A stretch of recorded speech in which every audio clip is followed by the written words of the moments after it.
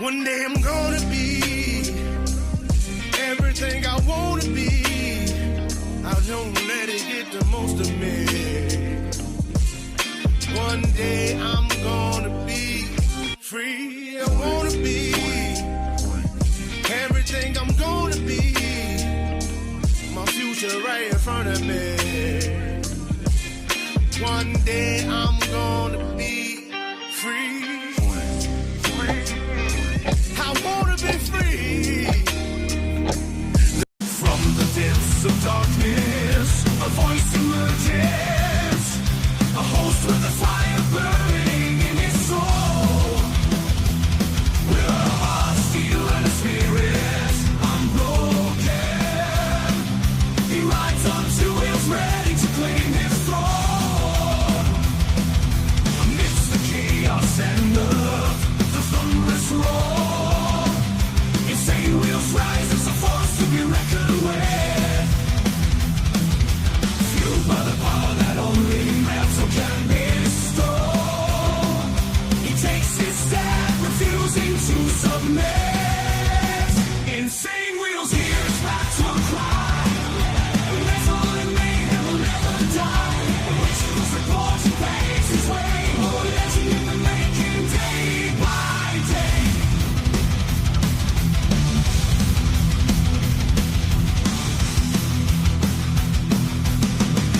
Wow, good morning, ladies and gentlemen. Welcome to this Fuck It Friday. Great to see everyone in the chat, man. Let's go.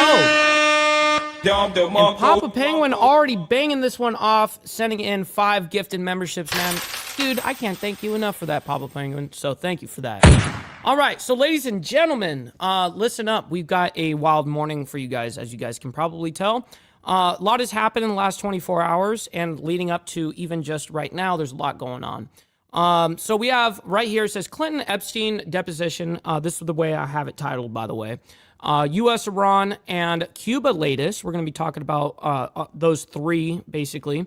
U.S. issues evacuation advisory in the Middle East, and that goes for people in Israel right now. So it's yeah, this is not good. Papa Penguin sending in $20, by the way, saying happy early March. My man, thank you so much for that. Bro. Sending it out early this morning. He's like, man, we're coming in hot today. So I very much appreciate that, Papa Penguin.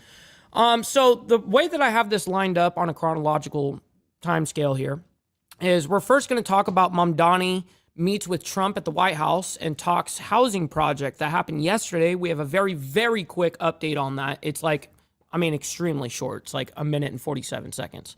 So I'm not really sure to the entirety what we have there. But American killed by Cuban forces in boat shootout, report shows. And it says, we are now hearing reports from at least one U.S. official that says at least one American citizen was shot dead by Cuban officials who were said to be intercepting a speedboat off the coast of Wednesday. 4 people were fatally shot by border guards on the Florida registered boat, which also resulted in injuries to 6 other people on board.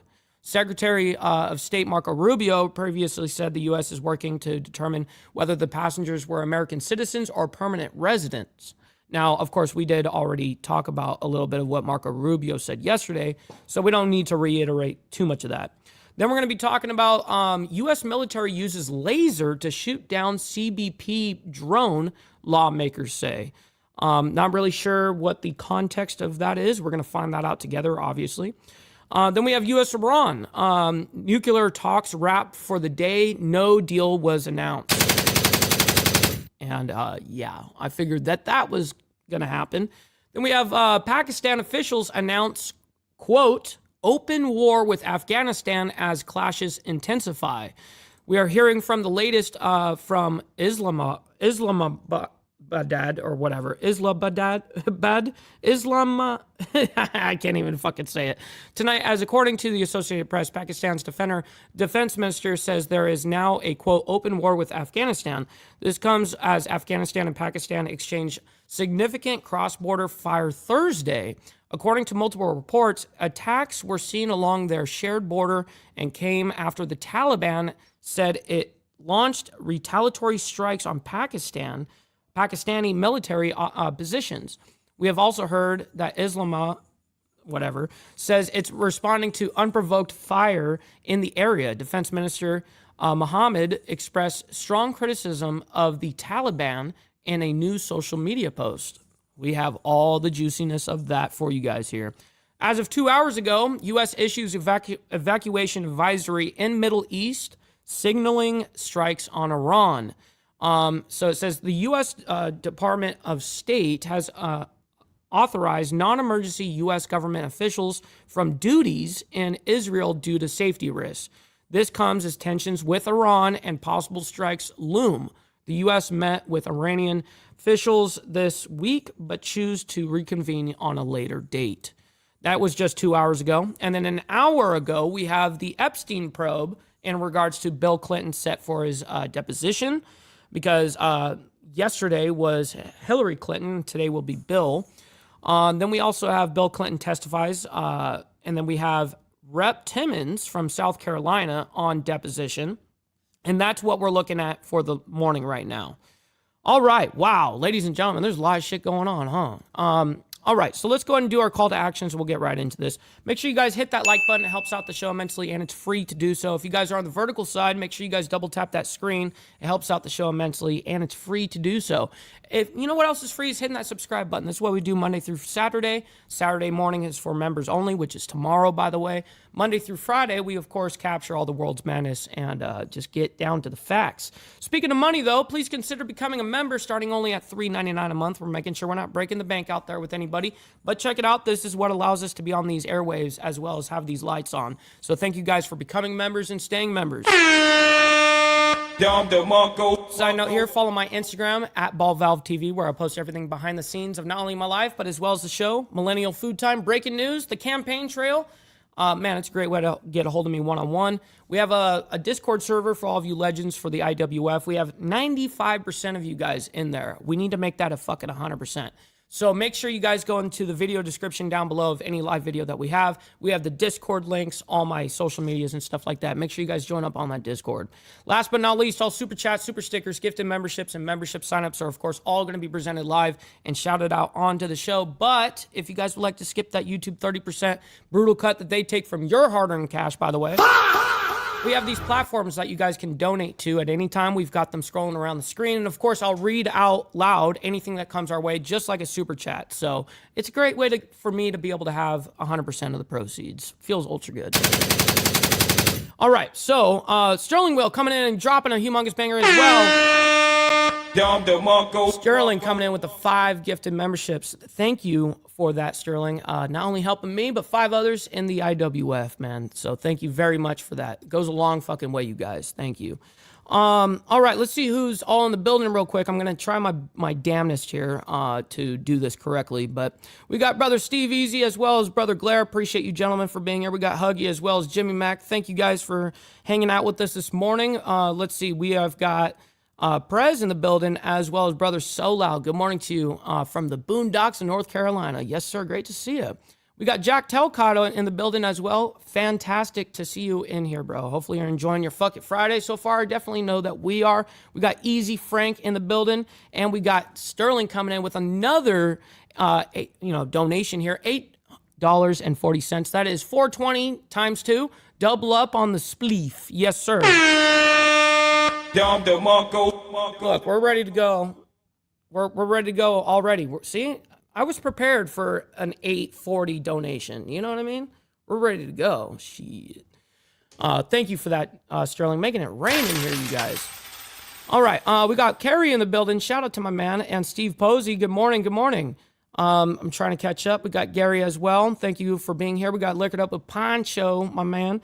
Always appreciate all of you guys. We got KP in the building as well. Yes, sir. You know that I'm about to get down with my bad self here in a minute. Well, as soon as we start presenting, we're about to. Just a couple more seconds here. We got Papa D in the building. Shout out to my man. And we got Motobomb Virginia. Yes, sir. He says off to work. Take a ride today. Yes, sir. That's awesome. We got Carney as well. Thank you for hanging out with us. We got Doomer in the building. Shout out to my man. And let's see if we're kind of getting caught up. We're almost there. We got Dylan Patterson in the building. Shout out to my man. Good morning. And hopefully you and your pops are doing well, man. We got, let's see, we're running our way down here. Sorry, guys. We got Papa D coming in with another $8.40 saying, let's make it a quad. Yes. We definitely are ready to go and supplied for all of it. We got Seymour Cannabis in the building. Shout out to my man. And then Sterling Whale coming in with a 1680, which is 420 times 4. I see your bet and raise. Wow. All right, you guys, we're about to go ahead and get right into this craziness here. We got Mom Donnie to go ahead and start off this whole thing. Mom Donnie meets with Trump at the White House. This happened yesterday, by the way.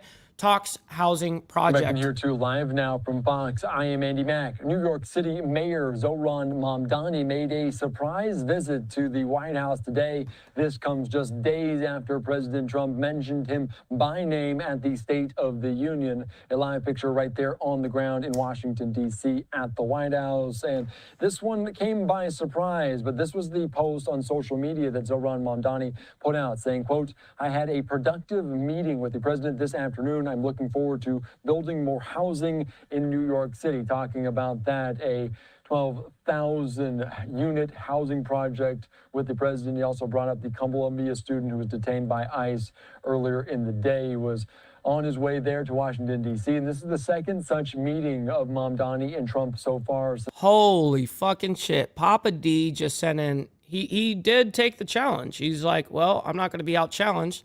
He sends in 3360. Is that 420 times 6 now? Holy shit, bro. Yo. You guys are fucking awesome, bro. Thank you very much for the amazing support, you guys. Obviously, I cannot do this without your guys' support like you guys are doing here, and I'm very honored by that. Thank you for all your monies. Listen, you guys have obeyed. For the rest of you guys here, though. All right, just get the money part done. Give me money. Money me. Money now. Me a money needing a lot now.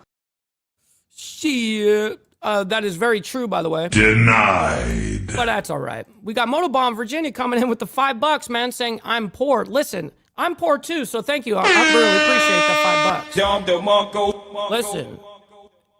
I don't care if it's $1, 30 cents, none of it, bro. I'm honored to have any of it. So thank you very much for your support, you guys. It adds up. All of it adds up very quickly. Since Mamdani was sworn in at the beginning of the year, and as I noted, Trump mentioned Mamdani by name during the State of the Union earlier this week, calling him, quote, the new communist mayor of New York City. While the president admitted that he liked Mamdani, in the same breath, he criticized Mamdani's call for emergency snow shovelers after this week's blizzard, specifically the requirement that applicants show 2 forms. There is no fucking way. Oh my God. Sterling Will coming in with the 6720. That's 420 times, what, 15? They always say hold on 16, but I'm pushing it. Oh, dude. Holy shit.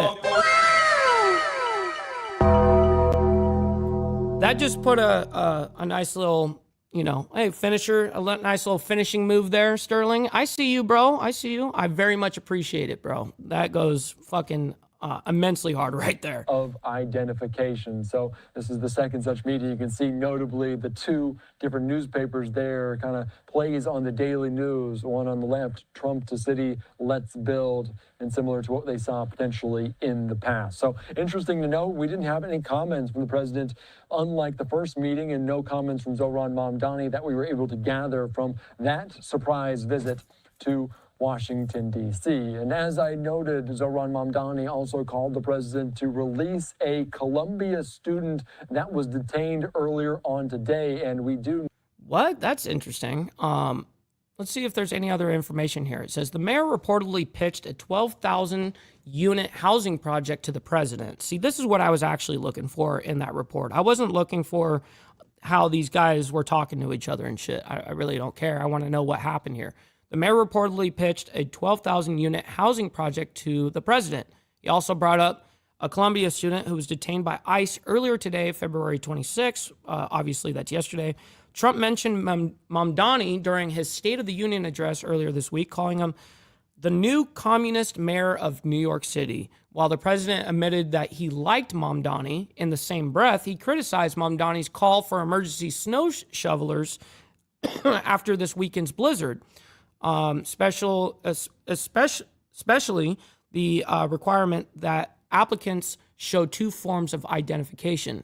Both men met for the first time in November, shortly after Mamdani was elected. Yes, and so that, I guess, was the second thing or whatever. Anyways, we're moving on. American killed by Cuban forces in boat shootout, reports show. Now, remember we were talking about Cuba a couple of days ago, or yesterday.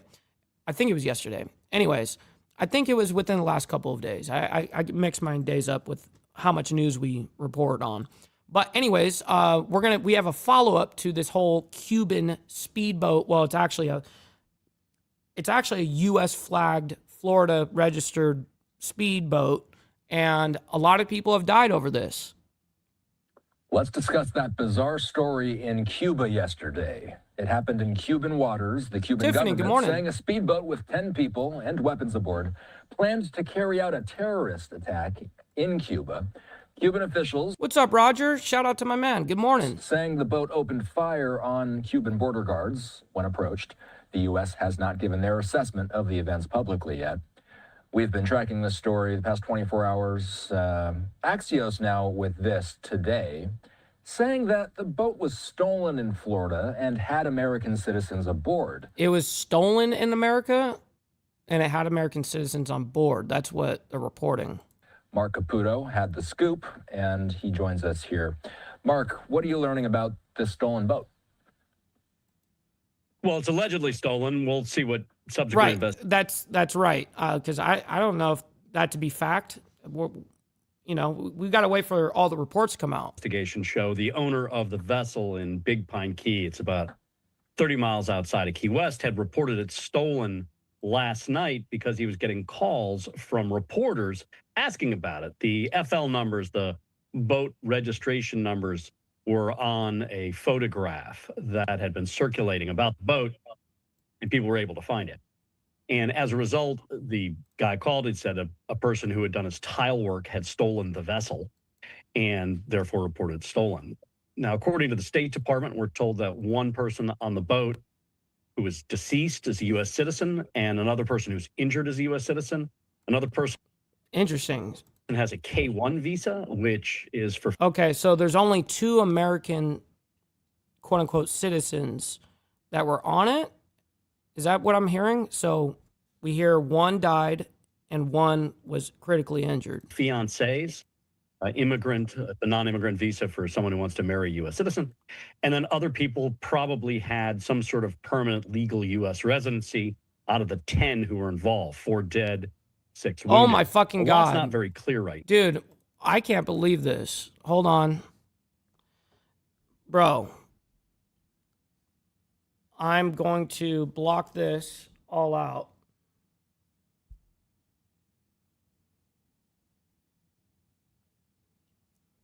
$134.40 comes in from Papa D, bro, on the Venmo. What? Yo.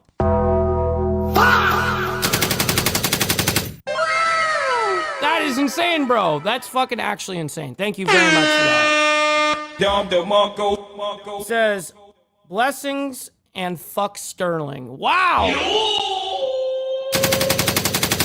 That is hilarious, bro. Thank you guys very much as a collective here for the amount of donations and love that you guys shown this morning. I'm beside myself. I'm very honored by it. So thank you, honestly. Now, however, it's kind of a touchy situation, and there's a lot of stuff in the atmosphere, let's say in the Twitter sphere, which we can't verify. Also, I should add, according to the State Department, some of the people on the vessel may have had a criminal record, and the alleged thief had some relatives who were on the island as well, but we don't know the motive, the purpose of the trip, or just what happened.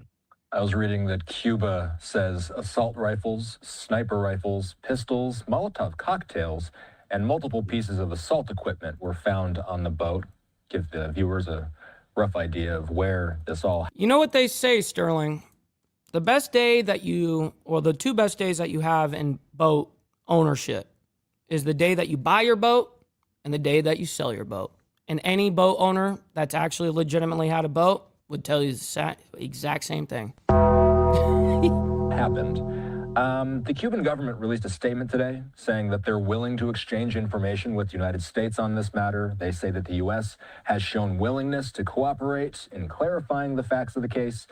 From what you're hearing, Mark, is the U.S. buying the Cuban version of events, that this was a group with terroristic intentions?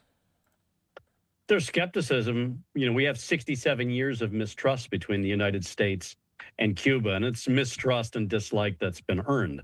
So this is really a sort of a trust fall exercise that's being conducted. But so far, what we know is that Marco Rubio's State What's up, Al Patterson? We got Big Al in the chat. Good morning to you, kind sir. Department has asked for access to the people who are in I appreciate that, care Papa in the D. hospital who were on that vessel. And we don't know if the United States has been granted access to it, but the United States pledges to do its own investigation. Miss Lotus, good morning. Shout out to you. Whether Cuba will give the U.S. access to survivors? Well, we haven't heard that yet. We've requested, the United States has requested it.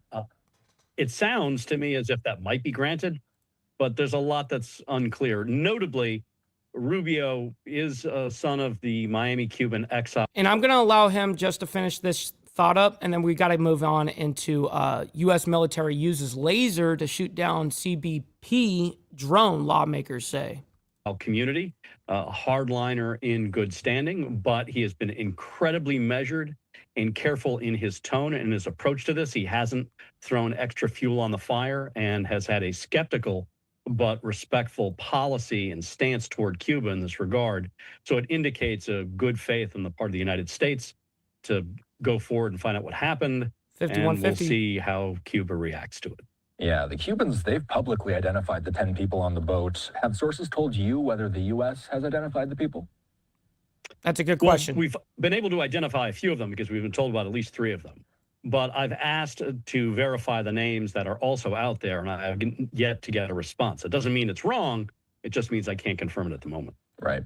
This is perhaps the most tense that diplomatic relations have been. Yeah, your whole business model, Steve Easy, is, hey, listen, man, you're going to own that boat. You're going to pay big bucks, homie. You know, between the U.S. and Cuba. Maintenance and all that shit's very expensive. The timing of this incident is tricky, Mark. Very tricky. I mean, 30 years ago on Tuesday was the 30-year anniversary of the Brothers to the Rescue shootdown. That was a rescue group based in Miami that was flying supplies to Cuban rafters, freeing the totalitarian island. That's interesting. I didn't know that fact, but it's kind of a little bit irrelevant. 30 years ago. I mean, he's just connecting a little bit of dots, as an analyst kind of does. But anyways, we're going to move on. U.S. military uses laser to shoot down CBP drone, lawmakers say. And then we're going to have to get into U.S. Iran and their nuclear talks, how it went last night, or yesterday, rather. So first, let me go ahead and pull this up correctly, the correct screen. There we go. We're getting some breaking news out of West Texas. Take a look. West Jamie Texas Freed is with Reuters, saying that the U.S. military used a laser to shoot down a Customs and Border... Oh, man, I really appreciate that, Papa D. Even though, honestly, I got it for a steal, you know what I mean? It's still a lot of money I spent, you know what I mean? To be able to do, I needed a proper laptop for the campaign that we're running. When we start making, when we're doing, presentations and all of these kind of things now, my man's got, JR's got like a fucking 12-year-old HP laptop. The motherfucker takes an hour to turn on the internet. You know what I mean? It's like, dude, we need to, you're the fucking senator, homie. We need a good laptop. So, I took an executive decision to make sure that we have the proper shit. So, but thank you for that, Papa D. Protection drone, according to members of Congress speaking about this, the FAA responding by closing airspace near the El Paso, Texas area. It's not clear why the laser was deployed, but it is the second time in 2 weeks that one has been fired in the area. Real quick, as Naomi says, make sure you guys hit that like button. I very much appreciate your laborious work on that. If you're on the vertical side, make sure you guys double tap the screen. The earlier laser did not hit a target. It was done by the CBP near Fort Bliss, which is about 50 miles northwest of El Paso. It prompted the FAA to shut down air traffic at El Paso Airport and the surrounding area. This time, the closure was smaller, and commercial flights were not impacted. So clearly, there's still some communication and some confusion issues going on in the area. And this is the latest we're hearing tonight. The FAA closing airspace in Fort Hancock, Texas, after the reported use of an anti-drone laser was believed to have accidentally shot down a U.S. government drone. U.S. Representative Rick Larson and several other top Democrats on the House Transportation and Infrastructure Committee said that they were stunned when they were notified of this latest incident. I'm reading a statement in part from them saying, "Our heads are exploding over the news," they said in a joint statement. They also criticized the Trump administration for sidestepping. What's up, Crystal Kitten? Good morning, and happy Fuck It Friday to you and everyone that's coming in, by the way. A bipartisan bill that trains drone operators and improves communication among the Pentagon, the FAA, and the Department of Homeland Security. That group of lawmakers saying now we're seeing the results of its incompetence. So a live look at Capitol Hill. We will. Oh shit! I don't know why this didn't start earlier, so I could have pulled this up right away when Papa did this. But he's coming in for 25 months, by the way. One of our longest standing members, by the way. He says, I used this show as an example of how to gather open source intel and different points of view at work the other day. Half the room was like questioning and the other half was laughing. My appointment with HR is at 3 p.m. Oh my God! Now that's pretty fucking funny, Papa Penguin. I very much appreciate you for the 25 fucking months, by the way. I'm honored by that. Thank you. Let you know if we learn more. Hey, tell HR to cue me in and get me on the call too. I'll handle the bosses in HR. I'll tell them what's up. You tell them I told you, you know? We hear an official statement from the FAA, from Transportation Secretary Sean Duffy. If we hear anything from the White House, we will let you know as the evening goes on. But for now, it looks like there was a temporary airspace closure in western Texas because of yet another incident involving an anti-drone laser and Customs and Border Protection. We'll let you know if we hear anything more. Shit. It's like, we'll let you know if we hear anything more. And then, boop, cut, you know. That's the same thing with us, by the way. Anytime that we follow anything, of course, we'll do our best to go ahead and give you guys any type of follow-up when we find it. Speaking of follow-up, we're going to be giving a follow-up to the U.S.-Iran nuclear talks. It happened yesterday, and obviously no deal was announced. That shouldn't be surprising to anybody.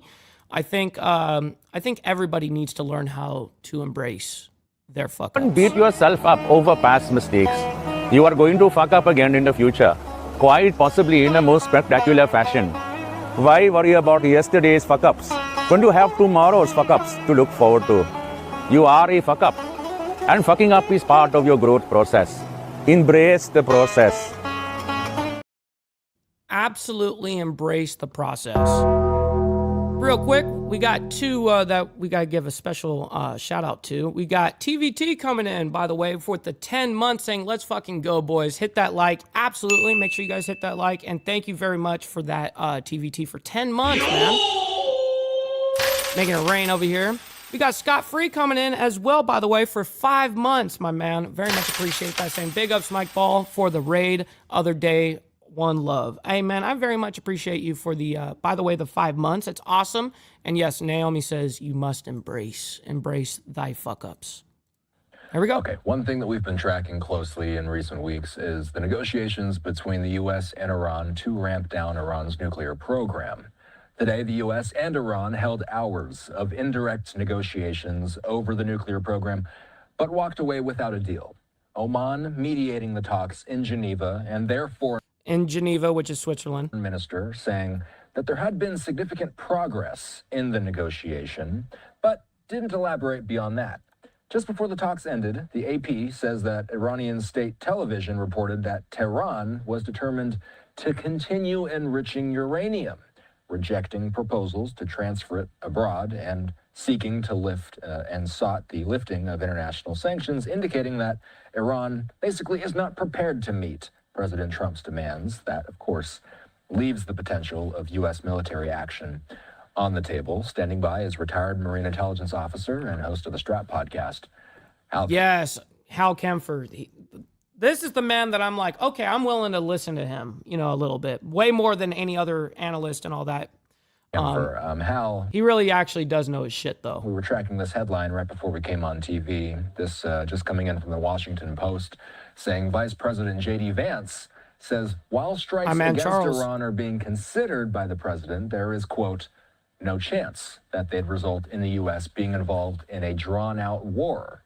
The vice president saying, quote, I think we all prefer the diplomatic option. How likely is the diplomatic option feeling at this point, Hal, given how negotiations are going? Austin, not very. Basically what happened, and that was what you just talked about, was that Iran retrenched itself. Basically says, no, we're going to keep enriching uranium and frankly, lift all the sanctions. And this follows on something that just occurred yesterday, which was the U.S. put additional sanctions on 30 more Iranian persons and entities to try and tighten up our regime of sanctions against them, put more pressure on them during the negotiations. But Iran kind of gets up to the edge and then backs off. And right now, as I understand it, we're just talking about the uranium enrichment and stopping any possible development towards a nuclear weapon. We haven't even gone into the other issues that President Trump has raised, particularly ballistic missiles. And of course, we want to go down the line, talking about all the support to the proxies. That's what I was, what I reported on the last. No, wait, have we reported on that yet? No, I haven't. I have it right here. U.S. issues evacuation advisory in the Middle East, signaling strikes on Iran, and they're telling the American officials that are over there, you guys got to get the fuck out of here because some shit's about to go down in this region. Yeah, no fucking kidding. Bruh. Violent terrorism throughout the region. So there's a lot more to discuss. And frankly, in the background, I'm hearing the tick, tick, tick of that 10 days that he talked about. And the last time we did this, we were in talks with the Iranians. And you may recall that we actually struck those 3 nuclear or uranium enrichment sites while they were scheduled to do additional talks. Of course, those talks got canceled after we did that. But that was, I kind of remember that was sort of the tactic that the Trump White House took at least last June.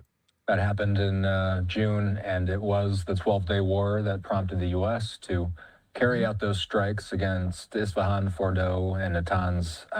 Back then, again, it was during the 12-day war, Israel and Iran, they were both firing directly at each other. Now we've got this massive U.S. military buildup in the Middle East. What's the difference between the amount of resources the U.S. had in the region last June versus today with the USS Gerald R. Ford still en route? We have a lot more. That's the difference. We are actually prepared to do a lot more. This time, the Gerald R. Ford is literally hours away from being on station where their aircraft could potentially reach northern and potentially into central Iran. We have the Abraham Lincoln, probably somewhere in the Arabian Sea area, that is able to hit all the places south, all the southern coast, Bandar Abbas, up close to the Strait of Hormuz. And then you have Israel with all of its capabilities. And don't forget that Israel didn't just achieve air superiority over Iran. They had air supremacy. They basically were running anywhere they wanted, unobstructed, unhindered throughout Iran, bombing. Shit, we got Brother Dean in the chat. Good morning. Targets at will. That was what really, I think, shook the Iranian people, was the realization that this much vaunted air defense capability that the regime had talked about was absolutely defenseless against the Israelis. And of course, on top of that was the B-2 bombers and the Tomahawk missile attacks with the U.S. But really, I think psychologically, the big thing was the W freaking Papa Penguin. That's W moderator right there. Israelis and what they were doing all over Iran. And of course, also their covert operational capability within Iran, in addition to the air capability that the Israelis had. Combined, it really shook the regime, and it shook the confidence of the people in the regime. and now you have the U.S. there in addition, there's the potential for a phenomenal amount of firepower. Oh, and as Hal just said, yes, I mean, we have not had this kind of presence in the Middle East since 2003 when we invaded Iraq. So we are ready to basically blow up Iran fully. We're prepared for all of it. Now, I totally, on a personal note, I'm like, fuck, man, why are we fighting someone else's war at this point? This is somebody else's fight, and this is this going to be the betterment of Americans? And that's always what I resort to. Is this going to be the betterment for Americans? Being brought down. The problem is they have thousands of ballistic missiles. They have a tremendous retaliatory capability. We're moving non-critical personnel out of some of our bases, Bahrain being specifically the one.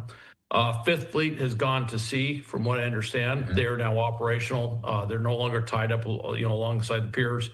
So they're out there ready to respond with whatever's being done. But we have a number of bases that are vulnerable. Even though we have a lot of air defense capabilities, we recognize this will not be like last June. This will not, as the old phrase from the Roman Empire, not like yesterday. Well, I think that very much echoes in what we're seeing now. President Trump, as you've alluded to, has said this is not only a nuclear discussion that they want to talk about the ballistic missile issue, the proxy issue. And one question that I get often is, these are negotiations. There's two sides to these negotiations. We know what the U.S. wants. What does Iran want? Iran wants the sanctions lifted.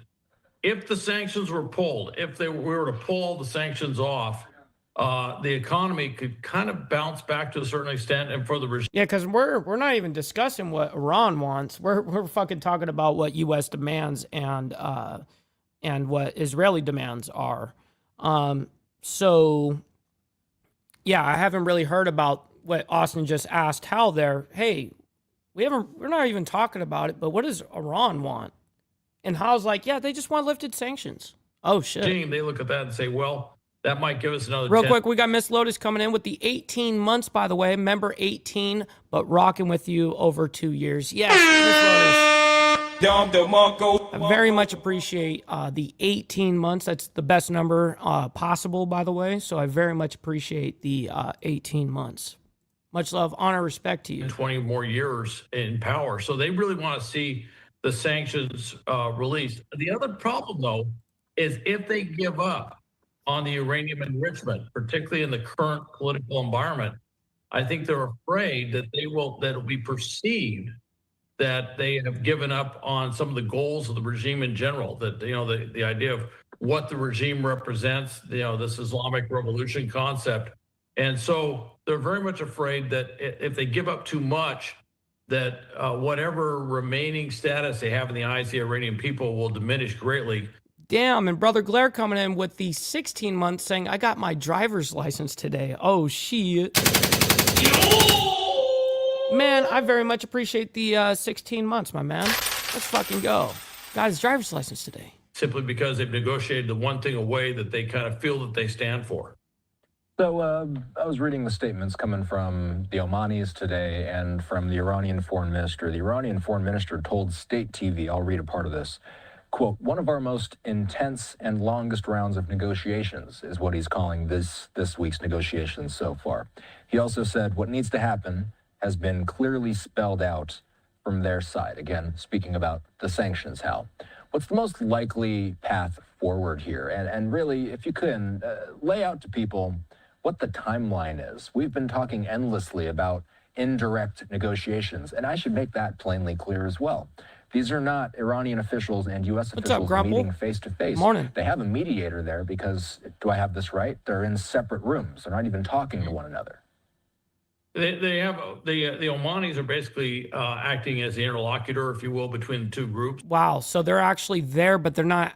That's very interesting. Something that I didn't even know, what Austin just pointed out there, is that they're both in Geneva, but they're not even in the same room together talking. One's in one side of the wing or whatever. One party's on the other side of the wing, and Switzerland is like playing Switzerland. Literally, we have basically mediators going back and forth between the rooms. That's crazy. Although, with that said, and you may have seen a picture out there. I've always said if you should always be able to sit across the table from your enemy. Always. You should always be able to sit across the table from your enemy and talk shit out. You need to be able to communicate. Whether you guys hate each other, want each other fucking dead, doesn't matter.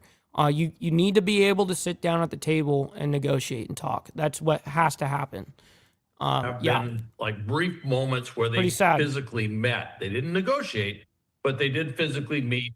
So it wasn't like they kept them on separate parts of the building the whole time. They just didn't do that as a negotiation. In the negotiations part, right. There's pros and cons with the way they're doing it. I think part of it is that whatever they talk about there, they have to go back and talk to their, we have to talk, our team has to talk to the White House.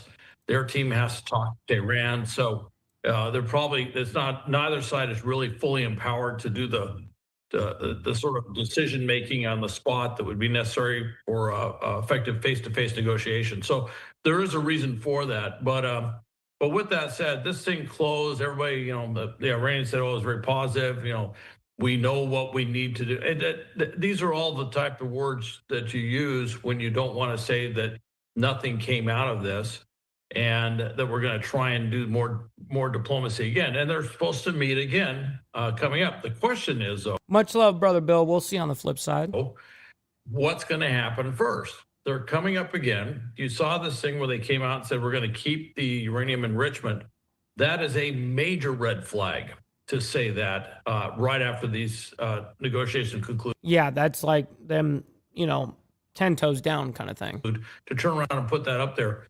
And so, frankly, I think the White House is going to look at this, and it's going to be a matter of timing of when everything's in place, when the Gerald R. Ford is in the proper location where it can do strikes in accordance with whatever plan. And you can be assured we have a rather extensive plan somewhere for how we're going to do this. That will all be in place. And if the Iranians are still dragging their feet or putting out more of this messaging that says they're not ready to really... I agree with you, Charles. Fucking Zoom negotiations. Yeah, that's some bullshit. All right, we're going to move on. We have to get into Pakistan, and their officials announced, quote, open war with Afghanistan as clashes intensify. This happened, by the way, just started yesterday. So let's go ahead and bring this up, and we'll go ahead and discuss what is happening a bit here. We have a little update. Learning of some breaking international developments on the newswire. We're hearing from the AP that Pakistan carried out airstrikes in Kabul and two other Afghan provinces early Friday. That's according to Afghan's government.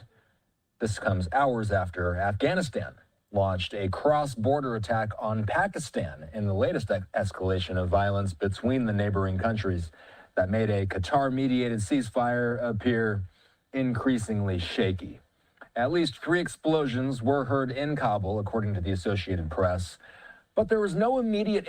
Let me see what it says here real quick. We are hearing from the latest tonight, as according to the Associated Press, Pakistan's defense minister says that there is now an open war with Afghanistan. This comes as Afghanistan and Pakistan exchanged significant cross-border fire Thursday, which is obviously yesterday. According to multiple reports, attacks were seen along their shared border and came after the Taliban said it launched retaliatory strikes on Pakistani military positions. Wow. Information on the exact location of the strikes in the Afghan capital or of any potential casualties. We are hearing from a government spokesperson for Pakistan saying that Pakistan also carried out airstrikes in Kandahar to the south and in the southwestern province of Paktia. 2 senior Pakistani security officials told the Associated Press that Pakistan's military carried out airstrikes targeting what they described as Afghan military facilities in Kabul, Kandahar, and Paktia provinces, allegedly destroying 2 brigade bases, but they didn't mention any potential casualties. The officials are speaking on the condition of anonymity for now with the AP, as they were not authorized to speak to the media on their record.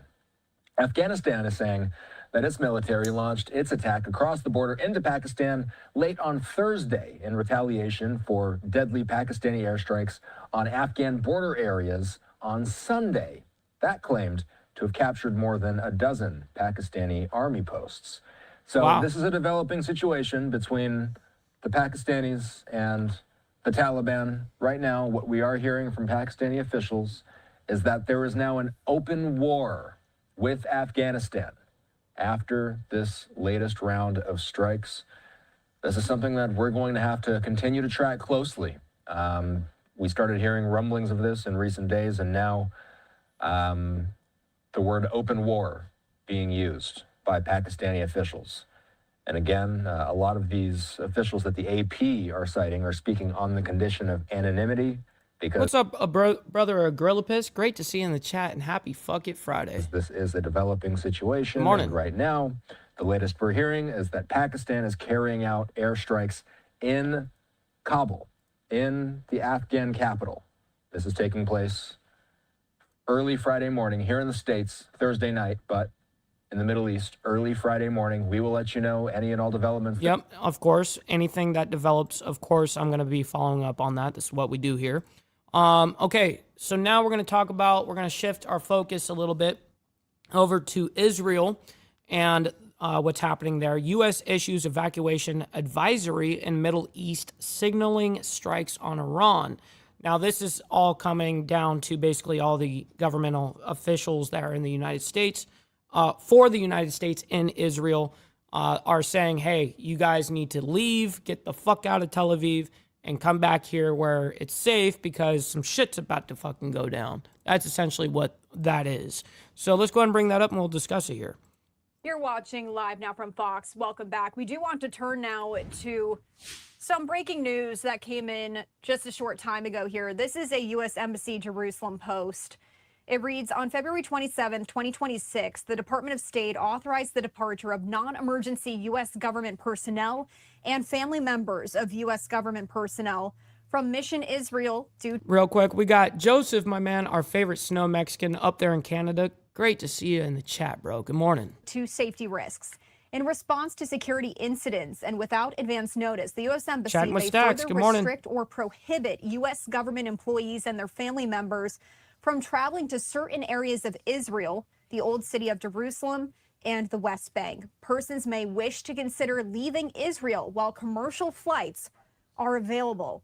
Once again, this just coming in here a short time ago as the U.S. issues this evacuation advisory in Israel for non-emergency. And this came out today, by the way. This is just a few hours ago. Emergency government staff. Now, this coming after Iran and the United States held hours of indirect negotiations just yesterday over Tehran's nuclear program, but walked away without a deal, leaving the danger of another Mideast war on the table as the U.S. has gathered a massive fleet of aircraft and warships in the region. Oman's foreign minister, who mediated the talks in Geneva, said there had been significant progress in the negotiation without elaborating. But just before those... What the fuck? I just got this weird email from...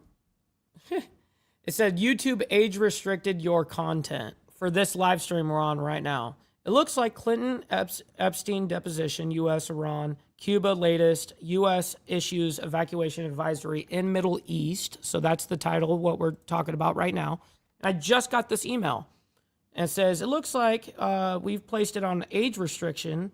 We put an age restriction on it. Review and take action. What we found is because it says your content was age restricted because of our harm and dangerous policy. What? What? I mean, all it does is basically limit me to, on this video where you have to be 18 years old to watch it now. That's whatever. Okay, whatever. It doesn't matter. Iranian state television reported that Tehran was determined to continue enriching uranium, rejected proposals to transfer it abroad, and sought the lifting of international sanctions, indicating it was not prepared to meet President Trump's demands. Trump wants a deal to constrain Iran's nuclear program. Iran also hopes to avert war, but maintains it has the right to enrich uranium and does not want to discuss other issues like its long-range missile program or support for armed groups like Hamas and Hezbollah. We do know that technical talks involving lower-level representatives would continue next week in Vienna, which is the home of the International Atomic Energy Agency. The United Nations atomic watchdog likely would be critical in any deal. To share more on all of this, I do want to turn to one of our Fox News correspondents, Trey Yingst. He has more. The USS Gerald R. Ford leaving Greece for Middle Why is he so overly loud? Damn it. Eastern waters, as the U.S. and Iran tried to reach a deal during a third round of nuclear talks in Switzerland.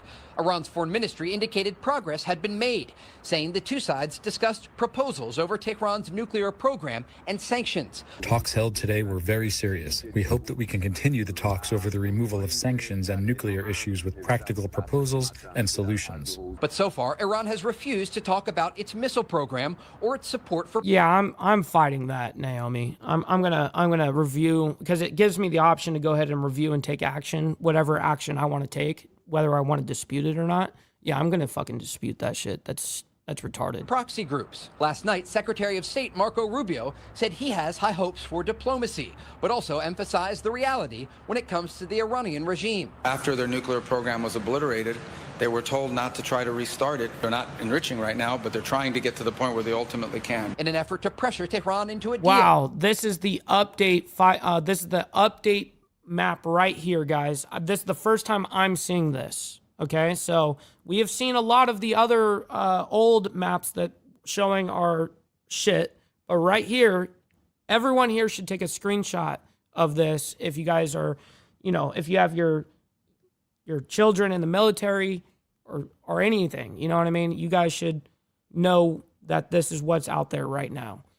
So it shows, the different aircraft carriers, combat ships, and guided missile destroyers. Wow. That is a extreme presence, bro. Extreme.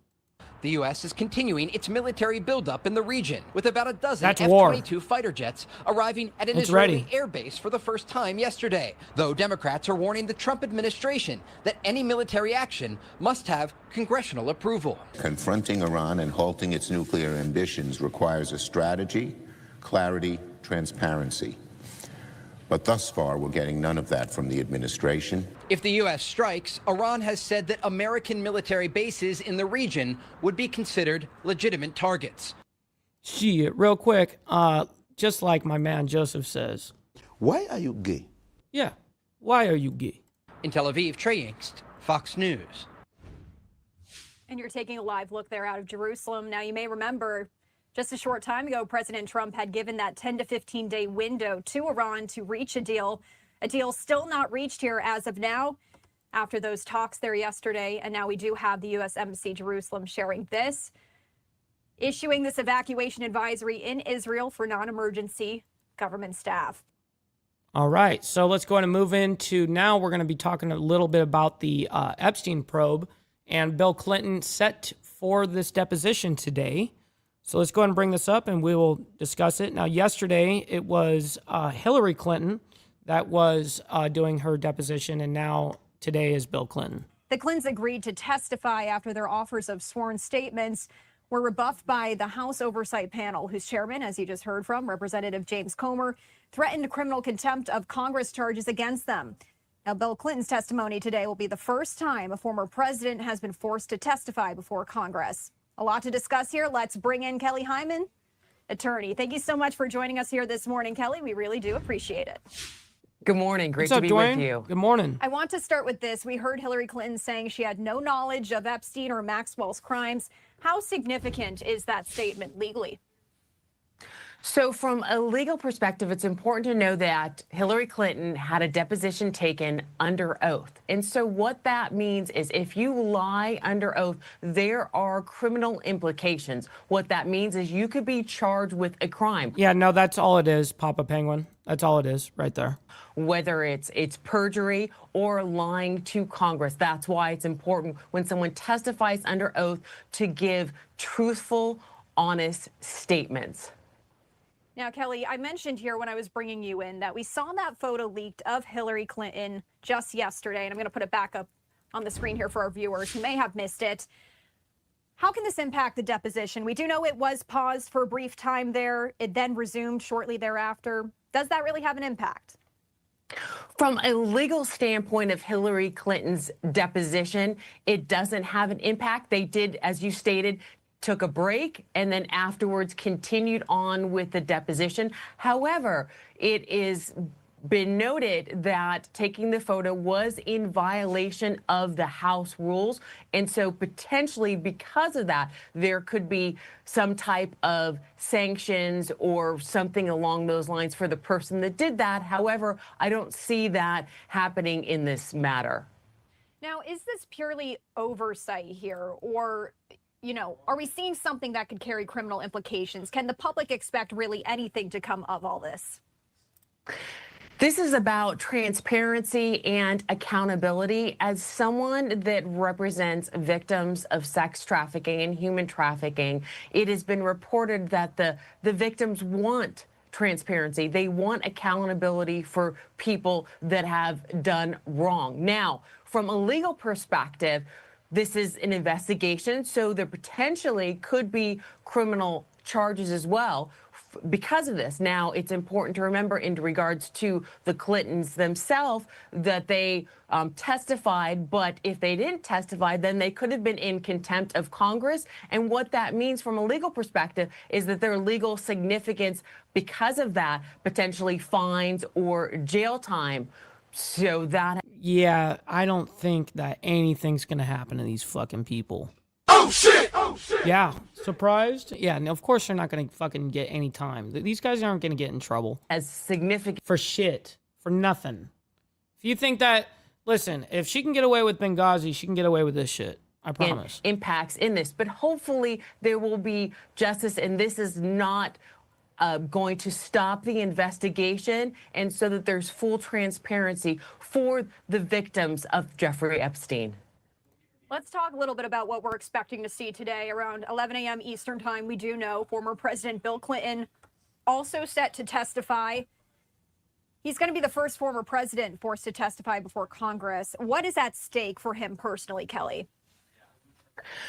There is a lot of at stake because not only from a legal perspective, but then also the court of public opinion. Now, deposition is going to be behind closed doors, and that the Clintons has asked that it be open to the public because a majority... They've asked for it to be open to the public. Wow. What? So this was supposed to be closed doors, and Hillary and Bill were like, no, we want this out for the public. That's fucking an interesting fact, actually. Opinion. Now, deposition is going to be behind closed doors, and that the Clintons has asked that it be open to the public because a majority of the Americans want to know exactly what's going on. Having said that, wow, that is an extremely fucking rare W for Bill and Hillary. Wow, that's actually pretty awesome. Position and the video has been reported that is going to be made to the public, so the public will get to see exactly what was going on. They will get to learn information, hopefully, and that can hopefully help some of the victims, but also to get more information going forward of what Clintons have done. Now, they have asserted that they... Oh, that's also very strange too, Papa Penguin. They say they wanted it public, but Hillary threw a hissy fit yesterday when a pic of her got leaked. That is fucking... wow. Haven't done any wrongdoing. It has been reported that Hillary Clinton has said during her deposition that she was never at Epstein's island, that she was never on Epstein's plane, that she doesn't recall meeting Epstein. But we also see potentially questions about Clinton and his interaction with Epstein during his deposition today. Yeah, all right, so my next question. Now I don't need any further than that. We will find out what the deposition, how it goes today later on, and then we're probably going to be reporting that tomorrow. But let's go ahead and we got Representative Timmons from South Carolina on the deposition here. Let's go ahead and see what this is here. Today's closed-door deposition of former President Bill Clinton before the House Oversight Committee on the Epstein probe comes just a day after his wife, former Secretary of State Hillary Clinton, provided her testimony. We've been speaking with House Oversight Committee members on both sides of the aisle to get their take. Just yesterday, we had Democrat Congressman James Walkinshaw of Virginia on Live Now from Fox. And today we're joined by Republican Congressman William Timmons of South Carolina. Congressman, I know it's a busy day. Thank you so much for taking the time to be here with us today. Good morning. Thanks for having me on. Good morning. Well, first off, I want to start by asking you kind of an overall question of how you feel about yesterday's testimony. I know you can't go into too much detail necessarily, but from former Secretary of State Hillary Clinton. Secretary Clinton, she showed up, I'll give her that, but she was very indignant. She felt like we were wasting her time. And I pointed out to her that the American people want answer, and she was in the highest levels of government while a human trafficking ring that has impacted so many people in her orbit. I mean, a half dozen people that she has longstanding relationships with have had to step down. And her husband obviously has a lot of questions to answer. So she was able to get out relatively unscathed, but she's obviously been in the mix of all this, and she can't deny that. And so I think the harder questions are going to come for President Clinton today. And that's what I was going to ask you next. What are you hoping to ask of former President Clinton, and what are you hoping that you are going to hear?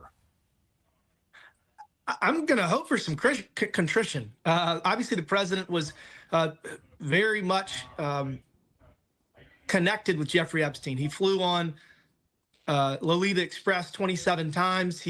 There's photos of him with underage women in hot tubs and getting back massages and sitting on his lap. This is all just unacceptable, particularly with all of the just gruesome allegations from the victims of Jeffrey Epstein. So we're going to figure out what degree the president was involved in all of this and what he knew and when.